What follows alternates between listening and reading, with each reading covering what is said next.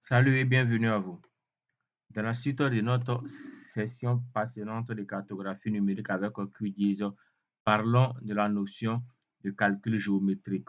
Nous allons apprendre ensemble à calculer ici l'aire de ce polygone. Comme c'est une donnée surfacique, on est capable de calculer ici l'aire du polygone.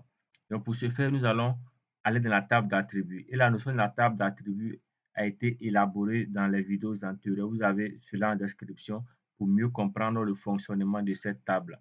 Donc j'ouvre la table d'attributs soit par le raccourci F6, soit par clic droit, ouvrir la table d'attributs. La table d'attributs ici étant ouverte, il faudrait passer en mode édition en cliquant sur le crayon à ce niveau.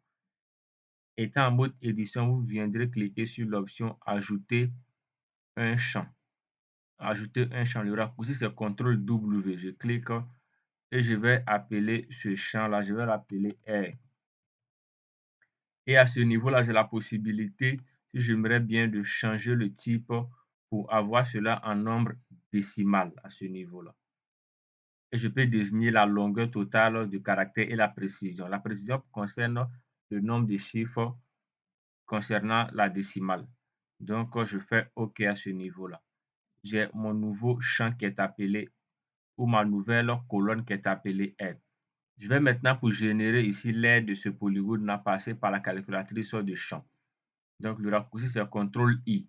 J'active ma calculatrice de champ et j'ai la possibilité à travers ici les options de géométrie de générer automatiquement la géométrie. Mais avant d'y arriver, il faudrait maintenant cocher d'abord cette option-ci, mise à jour d'un champ existant. Ceci étant fait, vous cliquerez sur le triangle et vous choisissez le champ en question qui est appelé R. Le champ R étant sélectionné, vous viendrez dans les options ici au niveau des fonctions.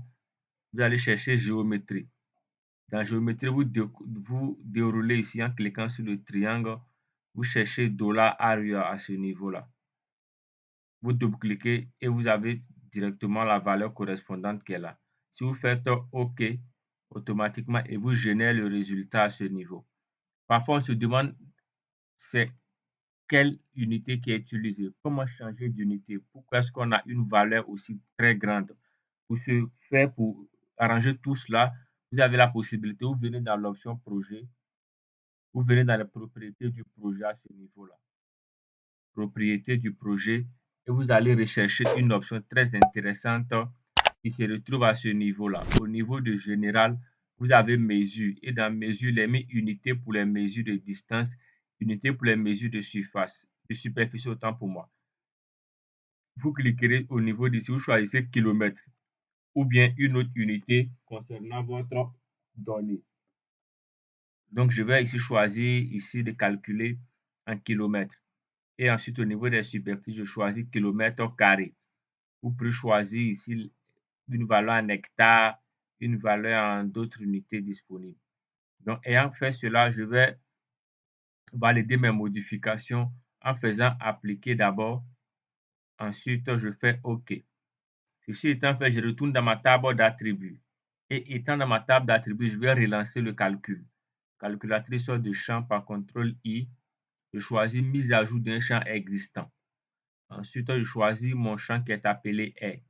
Et dans les fonctions ici, géométrie, je vais choisir $area. Je double-clique et je lance et on voit automatiquement que le nombre de chiffres a considérablement diminué. On a 3366,157 km². Donc très facilement, très simplement, voici l'aire de notre espace d'étude et autant d'options mathématiques sont possibles lorsqu'il s'agit de manipuler la table d'attributs. À bientôt et prenez soin de vous.